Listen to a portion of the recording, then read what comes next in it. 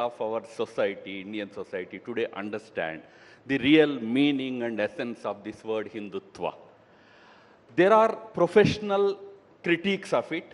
We earlier used to think that probably people are unable to understand. That's why they are probably talking against it. But over the years, we now realize that it is professional to be anti-Hindutva. So you have to be a professionally anti-Hindutva person, so you have to invent certain arguments. Now Hindutva is different, Hinduism is different, Hinduism is very liberal, logical, Hindutva is very fundamentalist, etc., etc. Hindutva is Hinduism in practice. In practice, always updating itself, making that very ancient philosophy of our Hindu dharma contemporarily relevant is what is Hindutva, nothing else.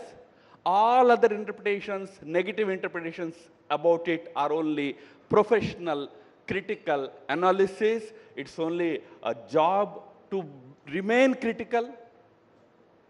No, not because they don't understand it, but being critical also has a market. That's all. So Pavan Verma, you've written on the Hindu civilization, a brilliant book. Are you just a professional litigant against the word Hindutva, or do you believe that perhaps it has come to acquire, in the hands of some, a more insidious edge? And if you do believe so, can you justify why Dr. Ram Madhav might be wrong here? I have nothing against the word Hindutva. To me, Hindutva, as you define Tva, if it is seen as the essence of Hinduism, I have probably written half a dozen books on Hinduism. I'm a great admirer of the profundity of its philosophical wisdom and an admirer also of its continuous continuity, if I may say, for 5,000 years. And I do believe that somewhere along the line, some of its great wisdoms have been lost, need to be reclaimed. Parts of Hindu civilization which are an aspect of Hindutva need to be reappropriated, brought into the mainstream. And therefore, in principle, I am not against the word Hindutva. However, since I believe in the grandeur of Hinduism, I object often, not because I'm a professional critic, as Ram Madhav ji saw. I object to Hinduism's grandeur, whether it's called Hindutva or anything else, to the lowest common denominator, by which I mean that for political purposes, if the very spirit and essence of Hinduism's ultimate glory is simplified deliberately to the point where it becomes a set of shibboleths, what to eat, what to wear, how to dress, how many times to go to the temple, who to worship, in what form, and particularly for women, for them to conform to the notion of some thekedars of Hinduism, to the concept of chaste Hindu Nari. Hinduism cannot be reduced to that, because when you do it, you distort it. Yes, you need to be aggressive about aspects of Hinduism. You need to be vigilant about possible threats to it. But in doing so, you cannot distort such a great legacy. And I therefore feel that when you use Hindutva purely as a political tool, it often ends up not as the Hinduism which we worship or which we are proud to belong to, but as a means of dividing society, spreading avoidable hate, creating fissures, and also empowering an entire class of new, he will not like this word, so I'll not use it. We've had debates before. A new class of people who cannot write one page on Hinduism but are today the protectors of Hinduism and have become a law unto themselves. No, are you saying that they extend into the ruling establishment and that No, they no, are part and in parcel fact, that's a of... very interesting question. And then Mr. Madhav, I'm sure, will answer it. You see, the ruling party, in my view, and has played a role of deliberate ambiguity with organizations like the Bajrang Dal. I'm naming one. They encourage them to achieve short-term political goals in their aggression. If they go too far, they have the option to distance themselves from it. We were just having a discussion about this. And in this process, over 10 years of political power at the center, we have people today who in the name of Hindutva are distorting the very meaning, grandeur and conquering eclecticism of Hinduism. That I feel is wrong. But otherwise I have no problem with Hindutva. So you're saying there is a basis to adduce this sort of definition that Hindutva has been sort of twisted. No, as I said, look, if there is anything wrong happening in Hinduism, there is always scope and place for questioning and criticism. That is the very fundamental, quality of Hinduism that Mr. Pavan Verma knows very well. Questioning. Gandhiji said, continuous reform is the name of Sanatana Dharma. Hindu Dharma is the name in which continuous reform should happen. To that extent, it is fine. Does Hinduism not have asuras in it? Was Ravan not a great Hindu in that sense? But he was still an asura. He was to be opposed. He was to be killed. Such things, whether they happen in any form, in any name, in any organization, they have to be opposed. But to brand a particular group as you are Hindutva, since you are Hindutva, you are bad, is what is wrong. That is what I am saying. If there is something not correct happening in any particular group, in a so-called non-Hindutva group, championing caste and dividing society in the name of caste, asking people, tell me how many judges are there from your caste, tell me how many so-and-so are there in your caste. It is all progressive in our country. Nobody questions that politics. While in Hindutva, when we are talking about this great country's ancient civilizational value system, we have to uphold it, we have to live with that swa, self-respect, self-identity. It's actually branded as though it's a very bad idea. Bad people can be there anywhere. That's what I'm saying. When there was no Hindutva, also there were bad people among every religion, every dharmic society. Don't brand a group just because then you call it a political form. It's not politics. It's about this country. If it is politics, Mahatma Gandhi was the first person to use it for political reasons. He called, I am a very proud Sanatani Hindu. It's not politics. It's about certain value system which we believe it's the core value system of our country. Okay, you want to quickly come Just in before I bring in rebut, Mr. Gautier? With apologies to Francois. Ram Madhavji raised a very important point. Hinduism has the ability, the confidence, the sanction to critique itself and correct itself. My worry today is we are fast coming to a point where even a proud Hindu like myself, if he or she questions any aspect of what the establishment so-called of Hindutva believes, we are anti-Hindu. Now this is a very strange thing because Hinduism, if you know, has no one God, no one book, no one church.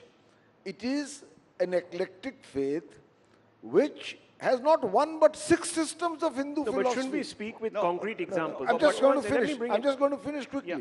And it has allowed for a great deal of contrary opinions and critique. That is its strength, Rahul. I want to just quickly take 10 but you're seconds. sitting here and you're critiquing, Yes. and there's so much space for that. I don't know what the consequences will be. But that apart, the point I'm making is that you have the Charvaks. They said Vedas are a bunch of lies. I challenge anyone to even attempt to say that today and not face the consequences Okay, of being let me bring anti-Hindu. in Francois Gauthier on this. There was another person called Veer Savarkar who challenged even the casteism that had got associated with the Hindu way. Even Gauraksha, in fact. I would like to come back to the And he original lived to tell... topic of this conference, which is Hinduness. Yes. So, of course, I'm a foreigner, I'm Catholic born, Catholic educated. So I'm going to read a few lines, if you allow me. Yes. What is it to be a true Hindu? A Hindu is one who searches for the ultimate truth. As a lover of this country, as someone who has tried to follow that Hinduness, I think the first quality of a Hindu is that he or she strives for inner quest, using the tools that are available in this wonderful country that is called Bharat or India, pranayama, meditation, hatha yoga. So a Hindu is one who searches for truth. That's the first quality. The second quality, unlike other religions, Hinduism refuses to sanction the monopoly of one God, of one scripture, and the only way to salvation. Now, as a Catholic, when I came to India, I had the same prejudices that most Westerners have, and unfortunately still have today. All religions are the same. God is many. But what I saw in India is that when I started reporting as a young reporter, is that the ordinary Hindu in the countryside, I started in Kerala doing a feature on Kalaripayat, which is a very ancient martial art, which went to China and Japan. And I found that these people, were many of them not educated. They had this knowledge in their genes, that God is many, that, there is not one way to God. And then I also saw when I was covering Kashmir that there was another religion who thought that if you don't belong to my religion, I might kill you, I might convert you, the Christian might convert you, and the Muslim might kill you. So it opened my eyes to what true Hinduism is. Then Hinduism is the eternal faith, Sanatana Dharma, as my friend rightly said. We will not speak too much. Hindus believe that the soul takes birth in the physical body, dies, gets reborn, till it attains perfect divinity. Now, in Christianity, not many people know that, but till the 7th, 8th century, Christians accepted reincarnation. The belief in reincarnation is so important because if I am a Christian, I live, then I die according to my good will, good sins or bad sins. I go to paradise or I go to purgatory or I go to hell. Now, in this country, India, Bharat, there is no knowledge that you're born again, and this opened my eyes. I came as a very young person, and it opened my eyes. This is also is true Hinduness, to believe that you're born again, and and there is something in you which is immortal. So that again is true Hinduness. Hindu believes that one can cleanse oneself from karma through yoga practices such as pranayama. I said that in the beginning. The Hatha Yoga has taken the world by storm. In America, out of 3 persons, 2 practice Hatha Yoga. We see Hollywood stars, doing Sirsasana, doing Surya Namaskar. So this knowledge which is in this country, and I think this is why Mr. Modi came and he played such a crucial role in the rising of Bharat, is that India needs to become the spiritual leader of the world. Many of your sages have said that, Swami Vivekananda, Sri Aurobindo. I actually came to India to meet Sri Aurobindo's companion called the Mother in Pondicherry, and I had the privilege to meet her several times. Sri Aurobindo was an immense yogi, immense avatar, and also a revolutionary. That India needs to become spiritual leader of the world, and I think Mr. Modi is playing a very, very important role in that. Now, one can be a Christian, a Muslim, or a Jew, and still practice Hinduism. I think this is one thing that very few Hindus understand, is that Hinduism is not a religion, it's a spirituality. And it's a universal spirituality because it recognizes that God, he or she, not only he or she can manifest at different times, using different names, different scriptures. So this is a wonderful knowledge, and that knowledge used to be, roaming all over the world, in Egypt, in Greece, Mesopotamia, so many countries had this knowledge, but it was wiped out. So today, the responsibility that your country holds is that it still has its knowledge, which is being attacked from many sides, including, as the earlier Mr. Bhavan has said, by Hindus themselves. So for me to come to this country, to live in this country is a great privilege, because I learned things that I couldn't learn in my country. Though, definitely France has many qualities, and there are things that India can learn. So what you're saying, Francois Gauthier, is that, and I think in one sense you're saying what Savarkar once said, that Hindus need to fear actually Hindus the most. That's what he had said. So, yes. Well, can I say one phrase about that? That I agree with Mr. Professor Bamades, but also there's Western Indologists. There is a hatred of Hindus among Western Indologists. In my country, there's a man called Christophe Jaffrelot. He's made his lifelong task of demonizing Hindus, the BJP, the RSS, Mr. Modi. They are the professionals, I said. That's the professional. Okay, so let me just ask you this, Pavan Verma, because I think we're pivoting towards an interesting territory. Now, you claim that a particular type of political Hindutva philosophy is dividing people and this, that, the other, and it takes sometimes legal expression like the CAA, etc., etc. Now, this is interesting because it's in stark contrast to the political experience of the BJP that is constantly adding new and new and new sociological verticals. It's the only party that's actually growing. How can their worldview be so exclusive, yet it is attracting more and more people? So obviously, what is said about it, and I'm not sounding like any apologist, I'm just saying, just look at the numbers. How can you say that they are championing something so exclusivist? Rahul, I don't think we should compare apples and oranges. Today's subject is the Twa factor in Hindutva. Why a political party is on the upswing and has won 2 decisive majorities in parliament is a very complex subject. First of all, it's the personality of Mr. Modi. Second, it is a narrative. Third, it is many of its achievements like welfareism. Fourth, it's an organization and cadre which permeates down to the grassroots. And fifth, there is also the Hindutva factor and hyper-nationalism, or what I often call proving yourself to be patriotic, otherwise you are not. Maybe there are factors like this. We are talking of Hinduism, and here I agree with what Francois says, that for anyone from an Abrahamic faith. No, I'm specifically addressing the point that you raised, because I was hearing Mr. Chidambaram speak a few days ago, where a question was put to him, why is it that the BJP is growing? Why is it that Modi is becoming more and more popular? And he said, well, there are a variety of reasons, just like you were. But the main reason is that this man has fed the poison of Hindutva. He didn't discriminate between what Hindutva was in his mind. He said it was the poison of Hindutva, which even the Supreme Court identifies with Hinduism, let me tell you. The J.S. Verma judgment, if you go back to it. So he says it is Hindutva. Now, if Hindutva was so divisive, so poisonous, why are the unsuspecting voters drinking it? No, so to answer your question, I have been the spokesman of the Ministry of External Affairs of a political party, the JDU. Yes. But I'm not Mr. Chidambaram's spokesman. So I just want to clarify that. He can say what he believes. To my mind,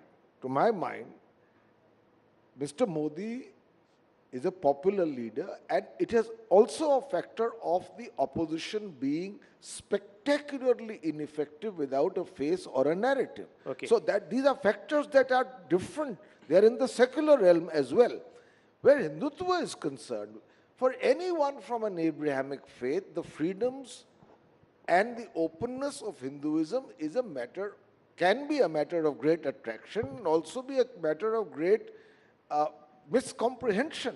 Now, when there is a religion, which Francois talked about, where the greatest reviver of Hinduism, Adi Shankaracharya, he says, na dharmo, na chartho, na kamo, na moksha, na mantro, na tirtham, na vedo, na yagna. None of these matter. All that matters is Chidananda Rupa, Shivoham, Shivoham. And by the way, he said, I am Shiva, I am Shiva. Another thinker in the Middle East, a Sufi thinker, he said, Anul Haq, I am the truth. He was beheaded. In Hinduism, it's not. So we need to preserve this grandeur of No, it. where is any dispute about it? Who is not preserving it in India? Is Hindutva not preserving it? You talked about Adi Shankara. Adi Shankara's one of the finest memorials is coming up in Madhya Pradesh, funded by the BJP government. Isn't it a great tribute to Adi Shankara and all that philosophy of Advaita of Adi Shankara? And this is that Hindutva which has freed millions and millions of Indian women from the smoke puffing chulas, provided them gas cylinders without asking them about their religion, sir. Did we ask them whether you are a Hindu or not? Did we not give it to all religions? Is it not the same Hindutva which is freeing millions and millions of Muslim women from triple talaq? The curse of triple talaq? Is it not a great service that this so-called Hindutva leadership doing to the Muslim women of this country? Fortunately in our country, that's why I said, all those sections of people understand that what is projected as a big demon, and then suddenly today we pretend to be victims. This victimhood argument, what will happen to me? Sir, you have been exposing your cause for many years. Nothing happened to you. People are listening to you. You are respected. Why this victimhood syndrome? Did it ever occur to you that years after years, decades after decades, you kept calling us communal, you kept calling us fascist? Did we then cry from rooftops that what will happen to me if I say I am a nationalist? Tables are turning. People will call you things that you have been doing in all these years before. Today, somebody else will stand up and say, no, you are anti-Hindu if you say this. Take it in your stride. Full freedom in this country for criticism. That's why that spirit we never reject. In Hinduism, in Hindutva, not Hinduism. There is always space, scope for Mr. Pavan Verma, Mr. Christopher Jeffrellet also. One may be a very professional critic. One is a logical critic. Everybody has a place. But I am repeating, as far as this so-called Hindutva politics is concerned, it is totally non-discriminatory in the true spirit of Hinduism or Hindutva. It is for the welfare and well-being of everybody, 1.4 billion Indians. That is what you witness in this country. That is the reason why people today support Prime Minister and his government. Very quickly. Very quickly. No. The only person we have heard just the other day, and nothing, fortunately, and that just speaks for the Hindu way, has happened to him as yet. Person who gets up and says, in Hinduism, there is this thing called Shakti, and we are fighting this Shakti. Now imagine someone saying that about any other faith and about a negative aspect of that faith, what would have happened to that individual by now? 48 hours and counting. I think a lot has happened to him by now. No, that's because of his political... No, nothing will happen because I told you, nothing will happen, the reason I tell you. At least in terms of ridicule, because without understanding what in Hinduism is the role of Shakti, to use Shakti in the context of Hinduism, in the manner in which he did, obviously. Well, that's what I'm saying. So is that a professional critic? These are not the substantive critiques that we need as Hindus to be open about. And what I am saying is, let's talk of Veer Savarkar. No, we've run out of time, actually. I'm really sorry. But I must say, nothing will happen to Rahul Gandhi, sir. Don't worry. Because we always believed that BJP has strong leadership which will get us a lot of votes. Modi ji, Amit Shah and Rahul Gandhi. Well, I did tell you, yes. 30 seconds. I mean, I don't believe there is a divide between being Hindu and Hindutva. In fact, I believe that Hindu power is a must in India, and that sometimes I feel Mr. Modi is very moderate. Of course, as Ram said, he's the Prime Minister of all Indians. But understanding that Hindu accept the totality of the world, I wish that Hindu power would come more to the fore. Well, 10 seconds. I can understand his point of view, but Hinduism's foundational basis is respect for all faiths. And I think that which cannot be I think diluted. most people here will say is perhaps happening given the fact that a large number of people are not differentiated on the basis of their faith by government policies. I think that's the real test. The government comes in and it All respects respect. everyone, exactly, respects and enables everyone when they form policies. I can tell you of previous government, non-BJP governments who had policies that actually differentiated between people. I still haven't found one who can accuse this government, and I'm just being absolutely factual here. Any one of you thinks that there's one government policy that differentiates between people, one government policy, Indian citizens? Raise your hands. Well, we leave it at that. The proof of the pudding is in its eating. Thank you.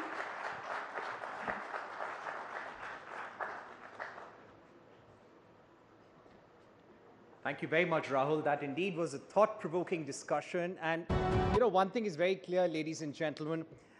When you speak about Hinduism, this is exactly what we saw on stage. You have place to debate, to critique, and make better. Yes, Hinduism can absorb different views and become better over time.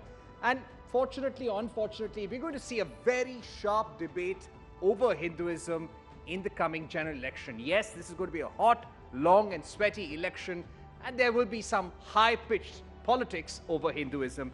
And this is exactly what the Prime Minister has been trying to avoid. Take away politics, take away the debate from religion and